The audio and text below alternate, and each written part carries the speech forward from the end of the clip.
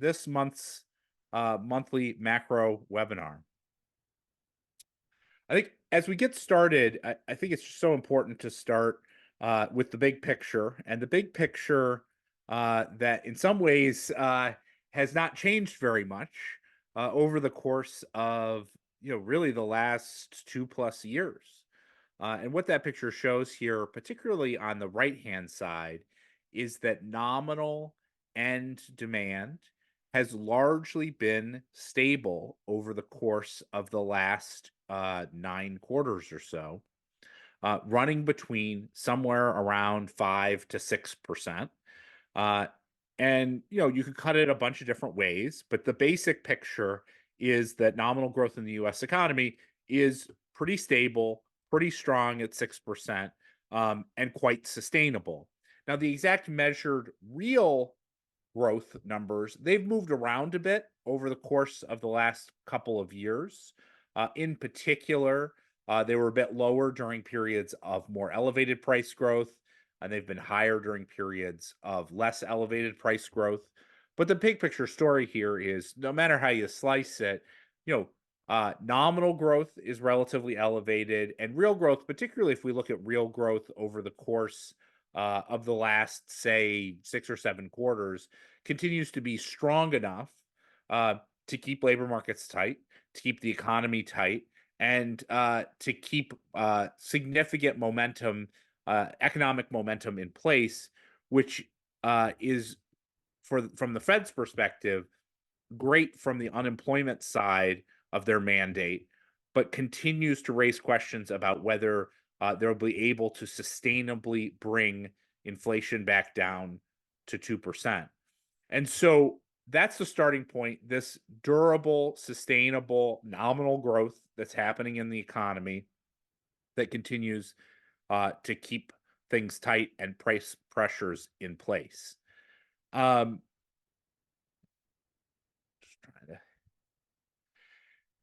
If you look at employment in that context, employment has remained incredibly stable over the last 18 to 24 months.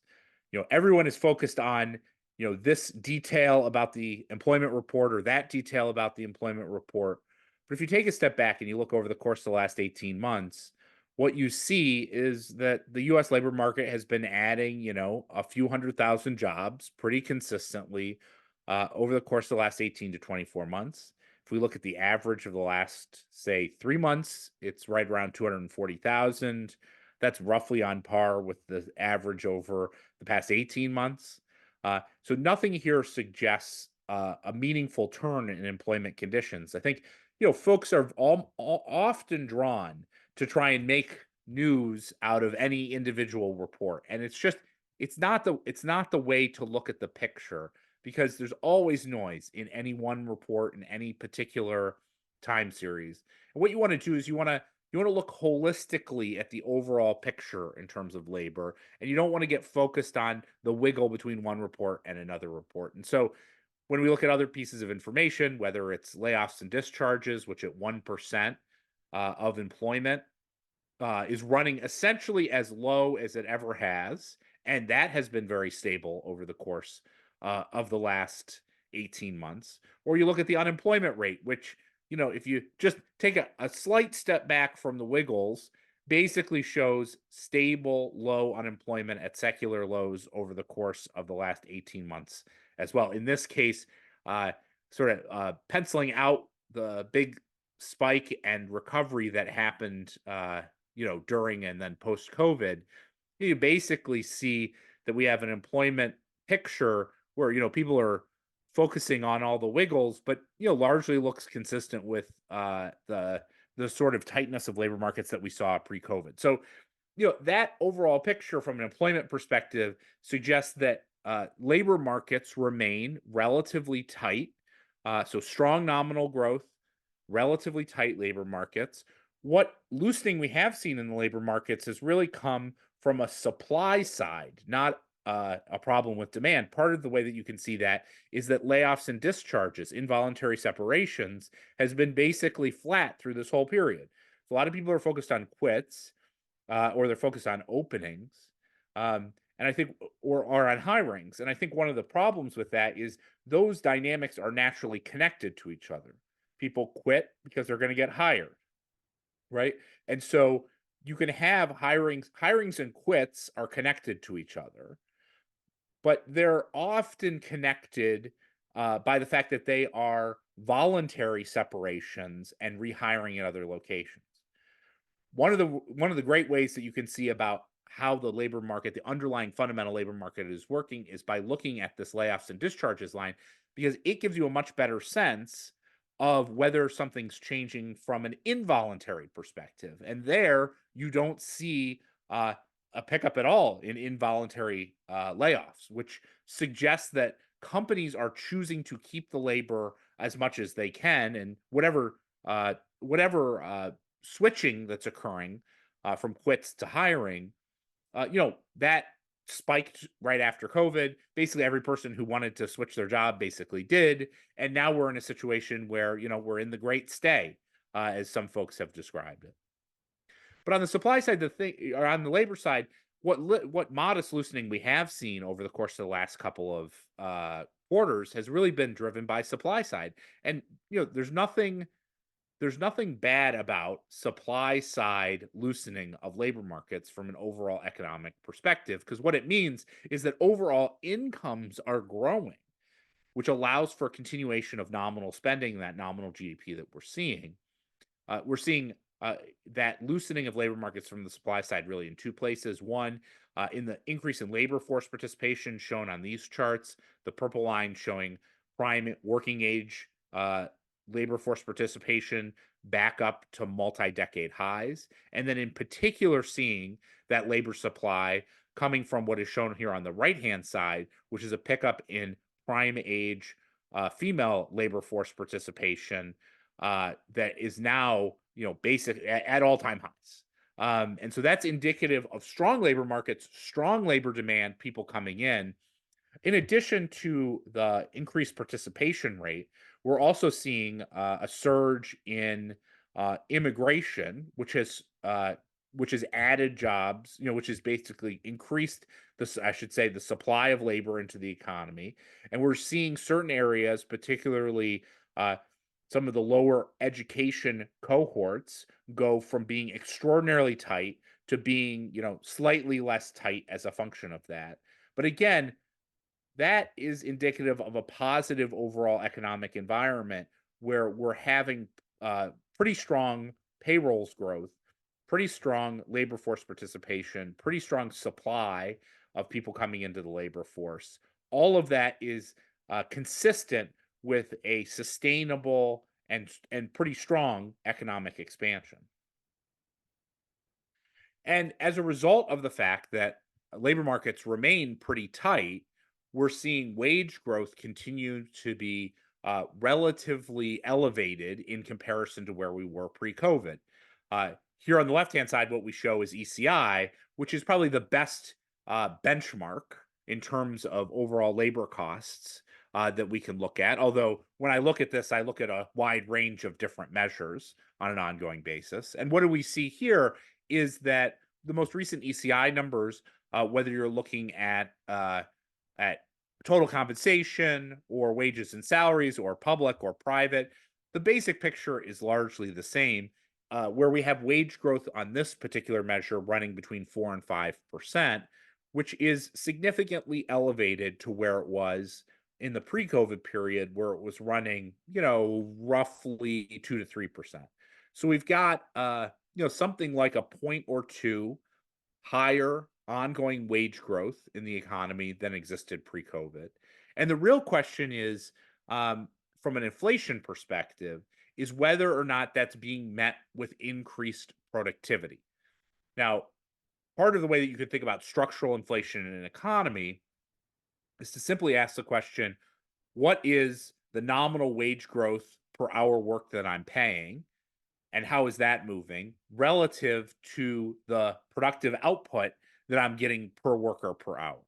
That difference, the difference between nominal wage growth and productivity growth, sets the structural inflationary pressures in an economy, because it basically says, how much am I paying relative to how much am I producing? the difference between those two things essentially has to be the price. And so productivity is an integral component of understanding whether these structural inflate or whether these inflationary pressures are are in place as a function of these tight labor markets. And over on the right hand side, what you see is the most recent productivity information. I think there's a real question here in terms of the path of productivity.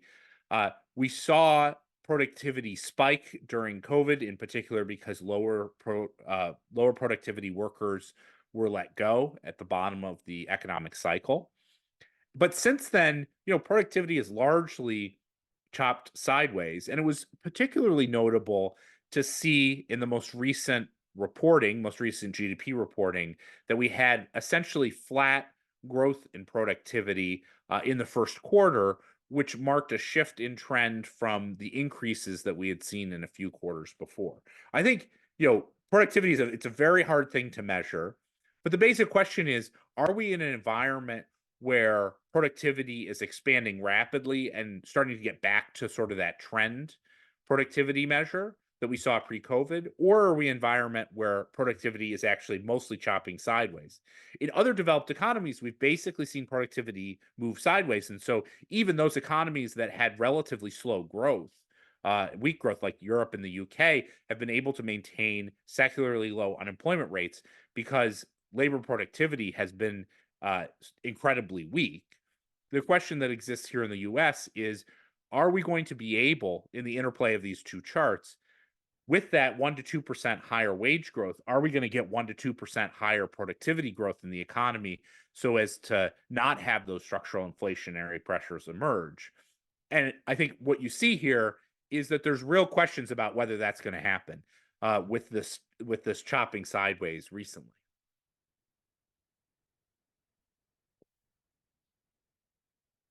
What we have here, as a result of the tight labor markets, so strong growth, tight labor markets, elevated wage growth, is that we have what I'd call an income-led expansion. That's pretty different from most of the expansions that we've seen during our professional careers, during most of our lifetimes, who are probably on this call right now. Most of the time we've seen credit-driven expansions. So whether it was in the 2008 period or the tech boom period, in both of those periods, economic activity expanded as a result of either households or businesses taking on substantial debt and using that to finance their spending or their investment in the economy. And when that flow of credit slowed, in part as a function of tightening monetary policy, that then created a really significant slowdown in economic activity as booming credit went to slowing credit. The story today is totally different. Credit growth in the US economy across the non-financial sectors is running basically at recessionary levels, at roughly a couple percent of GDP on an annualized basis. And what that suggests is, despite the fact that we're having relatively low credit growth, we're having pretty strong spending growth, particularly from the household sector. And so how can that be? Well, the way that that works is that we're having an income-led expansion. And so here on the left-hand side, what you see is the total compensation of employees received. This is from the Personal Income and Spending Report. And what it shows is that the overall household wage and salary income growth is running about 5 or 6%. And then it's notable, which is elevated relative to what it's been in the last 25 years, give or take. And then you go over to the right-hand side and you look at the spending side of things and you see, well, spending is running at 5 to 6%. And so what you basically have is a very sustainable dynamic, because if households are basically taking in a certain amount of wage growth and growing their spending in line with that wage growth, that's something that can continue for an extended period of time, because it doesn't have the sort of buildup of debt dynamics that would typically occur in a credit-led expansion. You don't have that unsustainable debt boom that eventually starts to slow significantly as monetary policy tightens. And there's been a lot of conversations about other dynamics that are predominantly driving the story. I think folks who have sort of been brought up really focused on the idea of a credit driven cycle are confused about why the overall GDP growth remains so strong in an environment where there's relatively tight monetary policy and relatively low credit growth. And so those folks are searching for solutions, searching for ways to describe or possible ideas in terms of how to describe what's going on in terms of what's financing the spending. One of the most popular theories that has emerged over the course of the last couple of months has been that elevated interest rates are leading to elevated income for the holders of those assets, which is then leading to elevated spending growth. And that theory doesn't hold up when you actually do the numbers. So on the left-hand side, upper left-hand side, what you see here is the total household interest income earned through time relative to overall nominal GDP growth in the US economy. Those two charts are put on different levels because they're different, meaningfully different levels, but the scale sizes are the same. So you can compare the magnitude of the changes between the two series. And what you see is the overall household interest income that is being earned has risen, but it is a tiny rise in comparison to overall nominal GDP. And if anything, this probably overstates the story, since the vast majority of households that are earning interest income are higher income cohorts with lower propensity to spend that incremental earned income. On the right hand side, you see the same story basically from a corporation perspective, where elevated rates, particularly for large cash holding businesses, large businesses with substantial cash holdings, have have more than offset the increase in overall financing costs because they've locked in long-term debt at low interest rates. But again, the overall picture, the amount of interest income that has occurred as a function of that activity is de minimis relative to the overall moves in GDP growth. Finally, you look at the bottom. Another way to triangulate it is looking at how the government says how much are they paying to households and corporations as a function of their activities, as a function of their ongoing interest payments. And again, what you see there is a relatively modest amount of overall income that is being paid to households and corporations relative to the magnitude of the expansion of the economy. All last month we did a deep dive talking more about the fact that the fiscal story, the fiscal expansion story, is not likely to be, is not the primary driver of what's going on with this expansion. Here, this income from elevated interest rates has been a real focus. If anything, it's an even worse story when you look at the numbers in terms of how big a deal it is. And all of this is really to say there are many folks who are out there in the market who are confused, deeply confused about what's driving this expansion. And that's because this expansion is very different than any that we've experienced in our professional lives. But what I'd emphasize is that this expansion, this income-driven expansion, is actually very common. If you look across countries across time, particularly if you start to think about economies that generally have less debt as a driver of their activity, often shifts in income growth are the primary driver of shifts in economic conditions. And while the US obviously doesn't have a limit in terms of the credit growth that's occurring, credit growth is relatively modest compared to past cycles. And so the story here is much more like an old time expansion where someone's income leads to their spending, and that spending leads to someone else's income, and that someone else's income leads to their spending, and so on and so forth. And that will continue to occur sustainably until the point in which, predominantly, that there is something that interrupts the desire to spend versus save.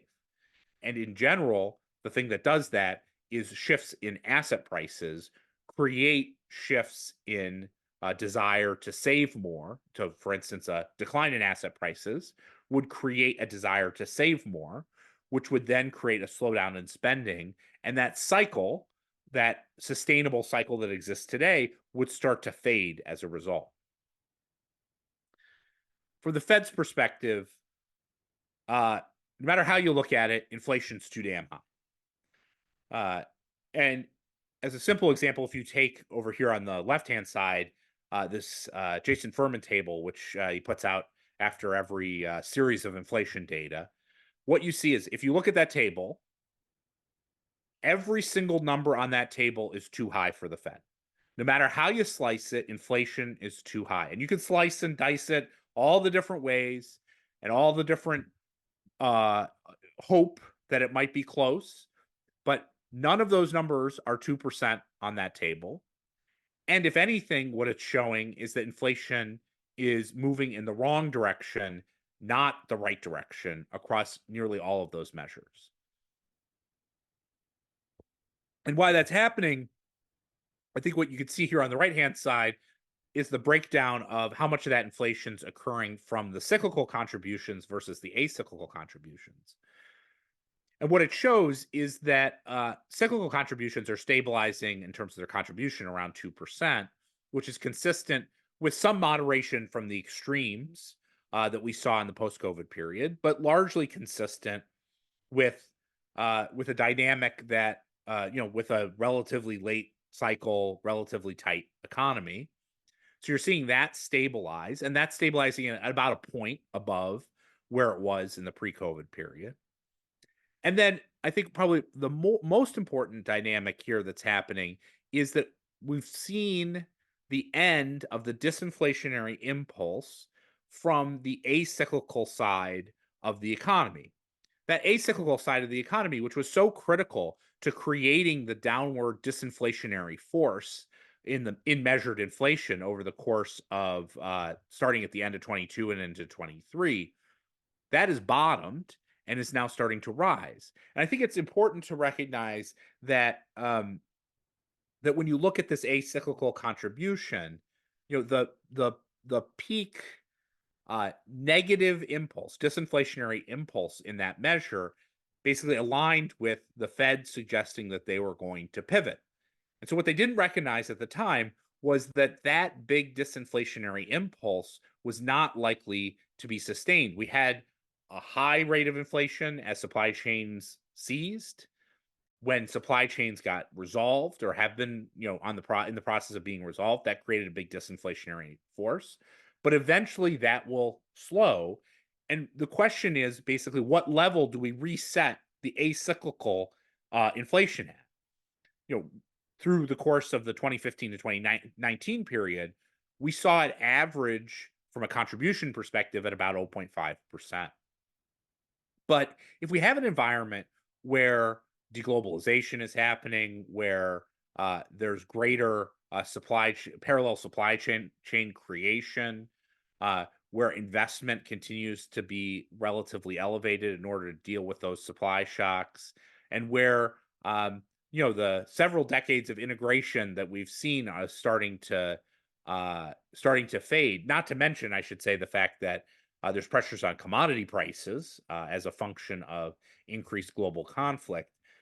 The odds that we see acyclical inflation stabilize at that 0.5% that we saw in the pre-COVID period are pretty low. I mean, even just a move of acyclical inflation back to what we saw in the pre-GFC period, where it averaged about 1.5%, combined with cyclical inflation at roughly 2%, puts you in a position that first looks a lot like what the overall inflation measures look like, and second, creates a lot of risk that the Fed can meet its mandate in the near term. When it comes to markets, what we see is that much of this strong growth and need for tighter monetary policy is largely priced in to a number of financial markets. Equity prices have reached, are basically at highs. Expectations of Fed cuts have gone from 6 to 7 cuts expected to kick off the year now to roughly 1 to 2. Those two markets basically are reflecting the strength of the economy, the inflationary pressures, and the need to maintain tight money for an extended period of time. The main place that's not reflecting that is in the term structure of interest rates, which, if you were to, there's a lot of different ways to measure the term structure of interest rates and the term premium. Uh, and, you put a bunch of academics in the room and they'll all have their own opinion about it. Um, it doesn't matter so much exactly how you measure it and what the precise number is. What matters more is to kind of get a sense as to what does that term premium, that rough term premium, look like relative to what it's been, say, for the last 10 years? And how does that compare to how economic conditions look relative to the same period? So, as a simple example, if you take a look at this measure of term premium, what you see is that the current term premium in the bond market, 10-year bond market, is roughly consistent with the average that it's been over the course of the last 10 years, 10 or 15 years. And that's pretty notable considering the fact that uh, if you look at uh, the economic conditions right now, they're certainly considerably more elevated relative to how they've been on average over the last 10 years. If you look at inflation pressures, they're certainly more elevated relative to what they've been in the last 10 years. And if you look at overall tightness of financial conditions, the short rate has been very elevated relative to what it's been the last 10 years. And so you sort of put all these different pictures together. The need for tighter monetary policy for an extended period of time is certainly unusual relative to the last 10 years. And so stronger growth, higher inflation, and need for tighter structural monetary policy, you put all those things together. And the idea that you have essentially the same term premium in place that you did over the last 10 years, it doesn't quite add up in terms of how the long end is priced. That's occurring at a time when we're likely to see the long end supply continue. The last time we talked, there was real questions about exactly what policy would be announced in the QRA. And the reality is, what we got was just basically more of the same. And if you look here on the left hand side, what you see is a chart of the total amount of notes and bonds that are being issued over the course of the next 6 months or so. And what you see here is that that level of issuance is going to continue to be significantly elevated, not quite higher than in history, but nonetheless, it's going to remain considerably elevated. And as a function of that, you'll have continued pressure on the bond market as that supply continues to flow through.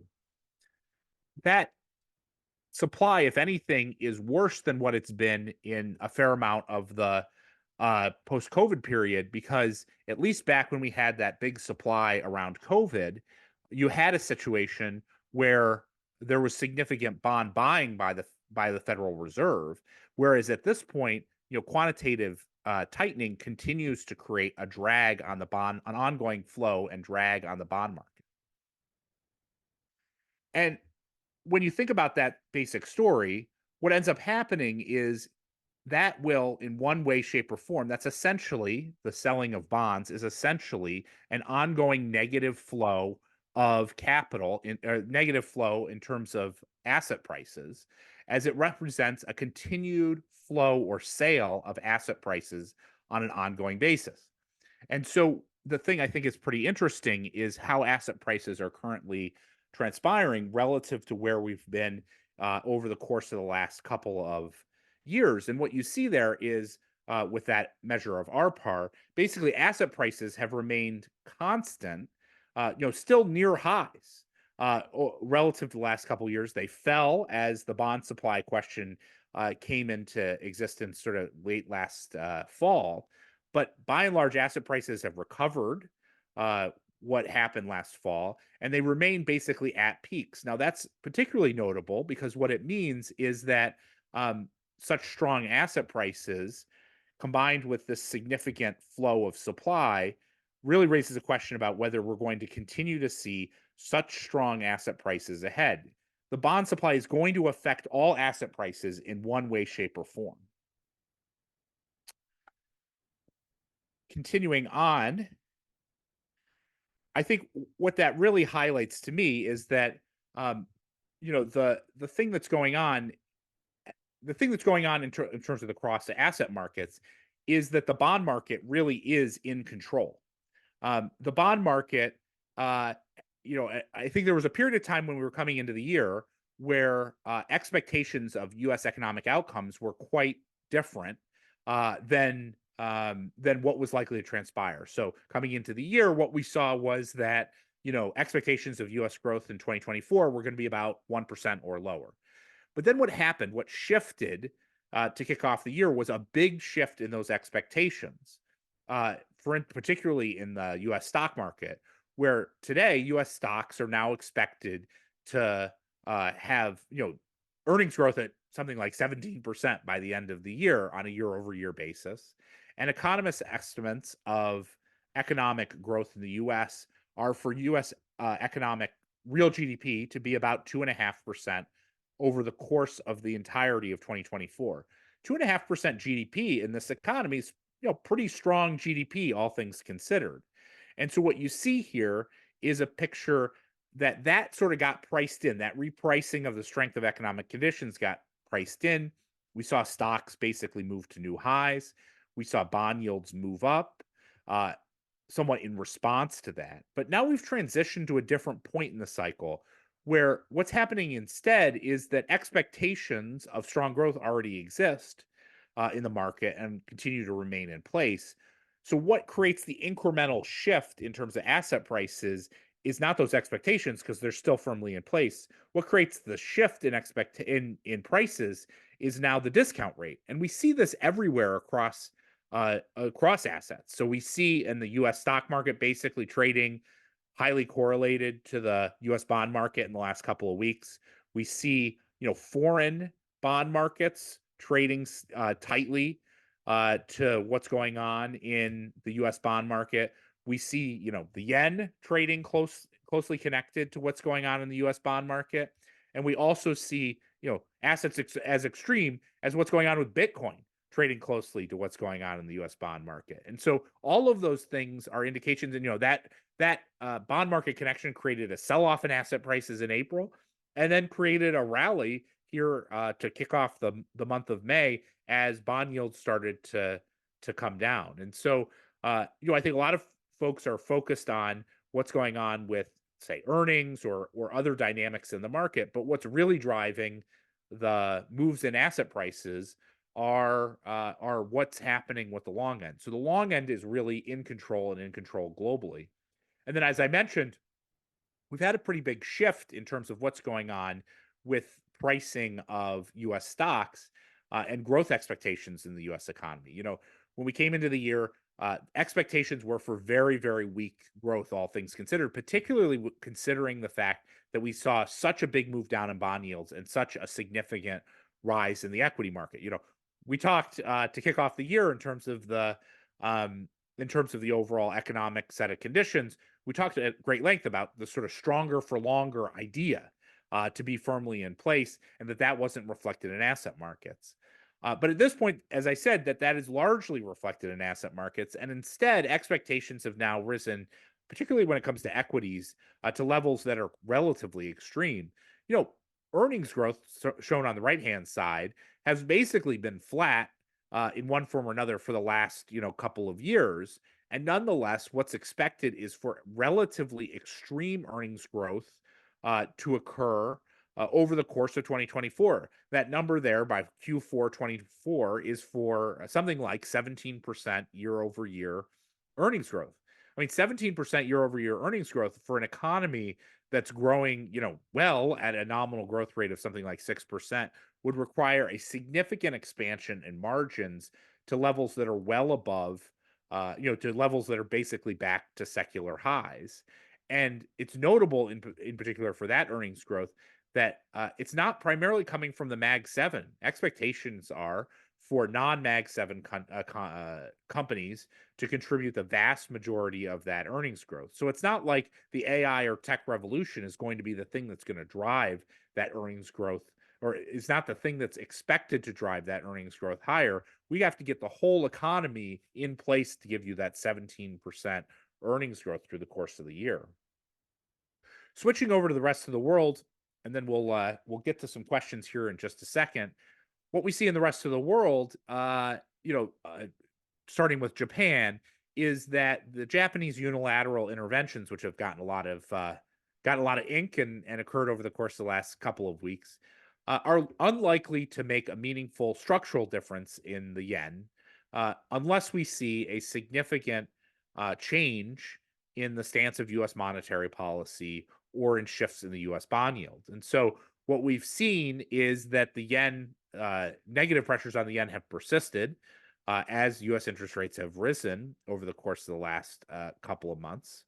Uh, and what intervention that the BOJ or the MOF has largely faded pretty quickly. I sort of joked a couple days. The first intervention that they did, the half life of a yen intervention was something like 3 or 4 business days, and then the half life of their intervention most recently was about 12 hours. And that really speaks to the fact that the underlying pressures, inflationary pressures or the underlying negative pressures on the yen that exists through different, much weaker conditions and easier monetary policy largely remain in place. Conditions in Europe and the UK have actually been improving. Uh, and you can see it here in the PMIs, which are much better measures in Europe and the UK than they are in the US. And what you see there is that basically, expectations for European and UK growth in 2024 are very, very depressed, certainly relative to what we see in the US context. And nonetheless, we're seeing an improvement in economic conditions in those economies. So it's very possible that we see those economies surprise to the upside relative to the US here in 2024. The last thing I'd end with, which I feel like I'd have to be remiss not to talk at least a little about, is what's going on in the gold market. I think there's sort of a strategic question in terms of what's going on with gold, which I highlight here on the left-hand side, which is if you just look at gold's performance over the last 5 years, and I love the last 5 years in general, because we basically had every single major macroeconomic environment that you could imagine in the last 5 years. And so I think it's a really good stress test, really good case study in terms of how to think about how assets perform and how to build a great portfolio. And what you see is gold has been a great diversifying tool over the course of that entire time frame and has continued to show its role of the fact that that gold, outperforms bonds in roughly 50% of drawdowns in the equity market, and that's continued during this period as well. Uh, then there's a more tactical story on gold, which continues to be very interesting. In particular, the strength of gold demand that we've seen has really not come out of the West. Uh, with gold ETF flows continuing to press to new lows, continuing to be very weak, despite the fact that there's significant price rises. That's unusual. Usually, you see retail demand for ETFs rising in instances where the price is rising, but instead, in this cycle, what we've seen is we've seen the retail demand for gold ETFs to actually be negative. What that highlights is that the vast majority of the rally in gold that we've seen has been a function of demand in the East, demand from China, in particular, the domestic private sector, which has struggled to find ways to move assets out of China in response to the challenging currency dynamics that exist there. And so what we're seeing is that they're buying gold, and you can see all sorts of different wake of that, whether it's the elevated Shanghai premium or whether it's the premium on domestic gold ETFs.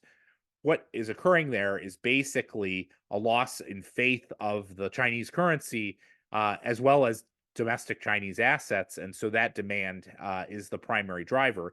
Even a slowing of Western demand from aggregate selling on an ongoing basis to roughly flat could easily create a dynamic where gold sees an upside surprise. So I'll pause there. We'll go to a few audience questions here. I'll just pause it very briefly as I pull up some of these great audience questions that we got ahead of time. And then again, if you have any questions and you want to put them into the chat, feel free to go ahead and do that. Let's start with question number one.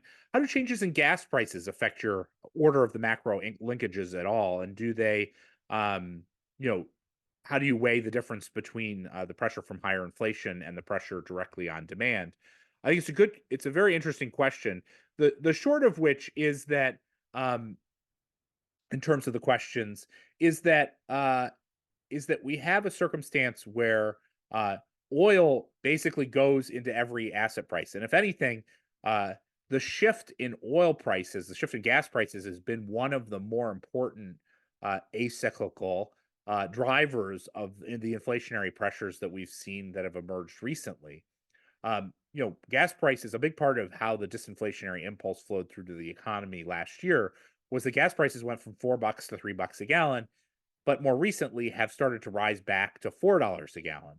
And that's a pretty important story because what it means is that for many folks who, for the price pressures that exist in the economy, that's basically creating an inflation, that went from a disinflationary impulse to an inflationary impulse, and it takes a fair amount of time to flow through. So while, say, oil prices have been a little soft in recent weeks, we still have a lot of gasoline price based inflationary pressures that are likely to flow through.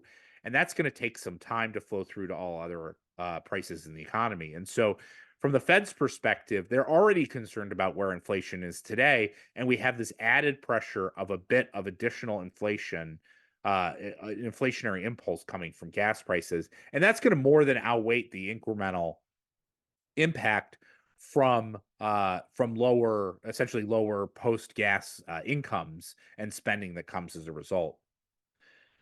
Just hitting another question that was submitted ahead of time. What does NIPA profit data say about economic momentum?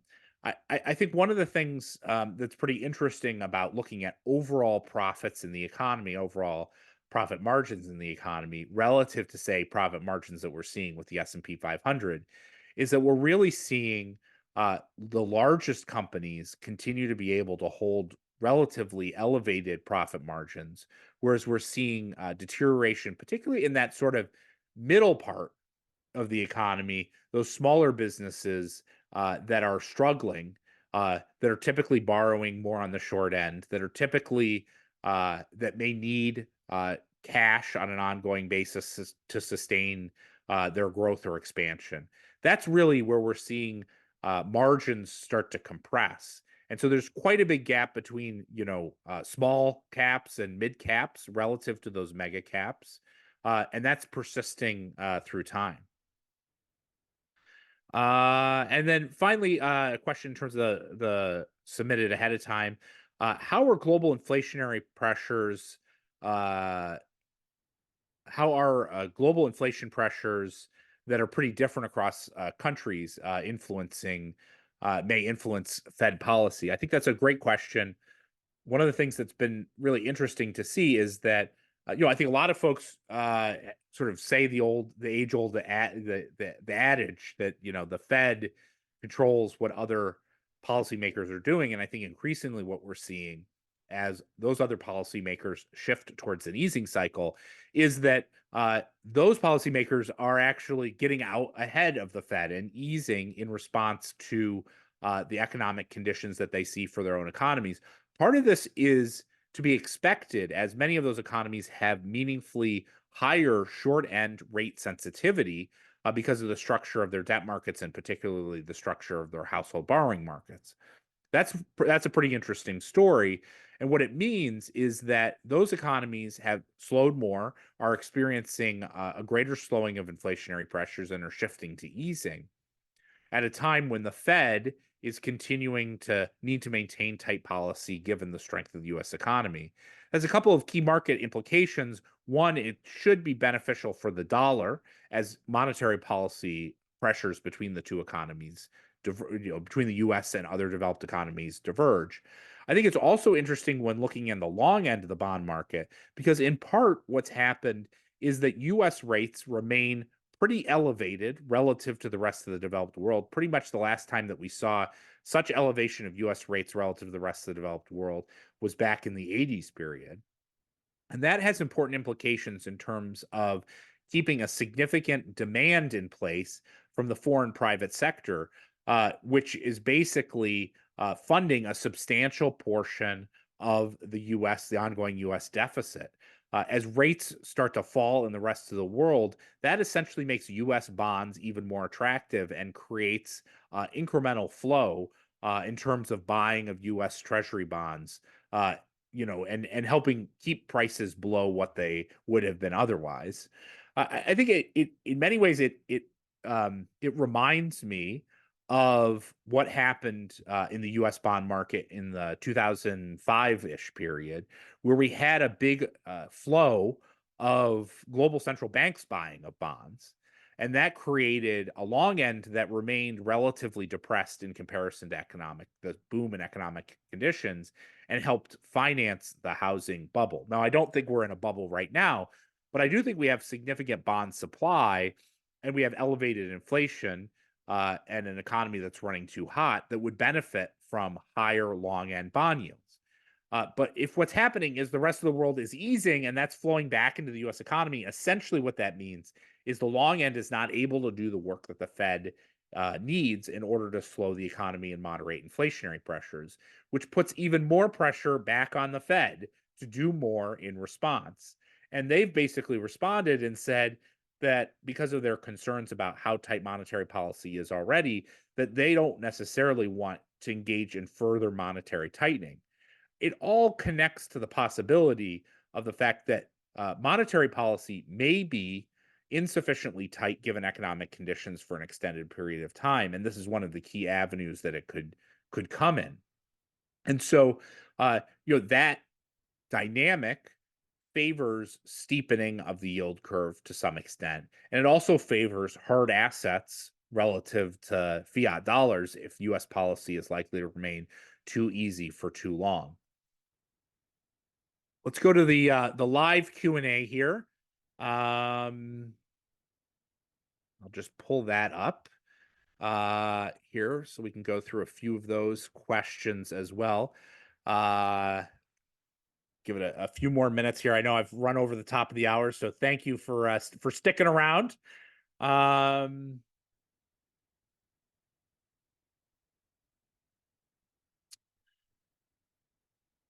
Yeah, I think there's a couple questions here related to the labor market and the overall labor market dynamics. I think one of the key questions here is basically, what causes the labor market to meaningfully deteriorate, and I think the ordering of that is really quite important. I mean, basically, labor markets respond to demand, and so what is going to create a meaningful shift in the labor market, not this sort of small scale supply side loosening that we've seen, but a meaningful shift in the labor market is going to be a significant amount of slowing in demand. And so the question is basically, how is that slowing of demand going to happen in an environment where credit growth is not the primary financing of demand? And the way that that's going to happen is we probably need asset prices to weaken to some extent. And a weakening of asset prices would then create the impetus for households to slow their spending relative to their wages. And that slowing of spending relative to wages would then create a slowing of demand. And that slowing of demand would be met to some extent by companies with weaker employment conditions. And so I think that's the basic path is we need a weakening in order to slow the income-led expansion. We really need a significant slowing of demand. And the way that demand is going to slow is either there's going to be an exogenous shock that none of us are seeing, or it's going to have to be a meaningful asset price deterioration. I mean, just think about it today relative to last summer. We were in a position last summer where stocks were at 41, the S&P 500 was at 4,100 and bond yields were at 5%, and yet the US economy continued to expand. And so where are we today? Well, we're well north of that, 25% higher, and bond yields are 50 basis points lower. The idea that the economy is going to topple in this sort of environment when things are actually quite a bit better than where we were, about 9 months ago, it doesn't line up with either the data that we're seeing or the cause effect linkages that you'd expect. So we either have to have higher rates, lower asset prices, and those have to either be higher and lower or longer at the elevated yield level and the lower asset price level in order to really create a significant shift in the economy. Um,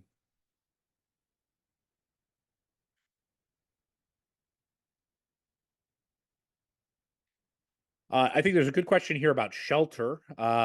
This will probably do one or two more questions, but I think there's an interesting question about shelter here more generally, which is that a big expectation of why inflation pressures would fade in the U.S. economy was based upon the expectations of falling shelter prices. And what we've seen so far is that the shelter disinflation that has existed in the cycle so far has been, pretty modest in comparison to expectations that may have been built on looking at marginal new rents or equivalent measures. I think it's important to recognize that the vast majority of rents and the pricing of OER off of that does not occur from new tenant rentals. It comes from existing tenant rentals. And so if you look at the Fed's um, exploratory series, that is the all tenant rental rate, growth rate, what you see is that's actually ticking up. If you look at other measures of all tenant rents, you see that those are stabilizing at levels that are closer to 3 or 4%, not 0%, like what's being told in what's being shown in the new tenant rental rates. And part of that is the fact that um, new tenant rents went up a lot more, and so they're rising at a slower pace today. And a lot of the rental inflation that sort of existed in the new tenant rents back in the post COVID period are finally starting to catch up across all rental rates. Smart people who think about this specific area a fair amount, many of them are discussing how the stabilization in rents might show OER and rental inflation uh, stabilizing at sort of 3 to 4% on an annual basis, and that's a real problem for the Fed. If it actually stabilizes at that rate and not at something like zero, it's going to be pretty tough for the Fed to meet its inflation mandate, given how important shelter costs are to the overall picture of inflation. We'll go through a couple more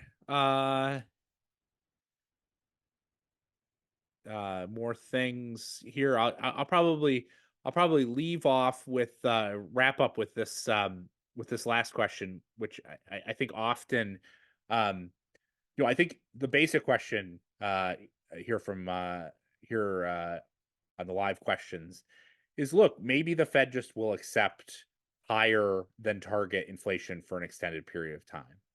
Um, my basic picture of that is that um, that the Fed probably right now, the Fed that's currently in place probably does not want to accept higher than target inflation for an extended period of time. And the challenges that they're facing by not tightening enough are more a function of their inaccurate sense of what's driving this expansion and the potential risks from elevated monetary policy, rather than uh, a desire to forego that 2% inflation rate, and say move it up to something like 3%. Uh, but that may not be true. It may be possible that they are willing to accept that inflation rate. And it's certainly possible that incoming administrations could be more open to running inflation at a more elevated rate for an extended period of time than the current Fed composition. And as a function of that, what I'd highlight is that it's important to at least have some of your portfolio positioned in a way that at least reflects that possible reality. I think in a lot of ways, higher inflation than expected, higher than target inflation for an extended period of time is quite poorly priced in terms of the asset, in terms of the market. I think what it highlights is, and when you're thinking about any of these sorts of trades or markets, you have to think there's always a multiple different possibilities in terms of how things may play out. And I think this one in particular is so critical because it could have such implications across asset portfolios and long-term savings portfolios that it's time to start preparing at least for that possibility rather than being solely overweight, essentially low and stable inflation and strong growth forever. So with that, we've got an hour in. Thank you so much for all the folks who stuck around for these questions and answering the questions as well as the presentation. I really appreciate everyone joining us. Uh, Look forward to getting together next month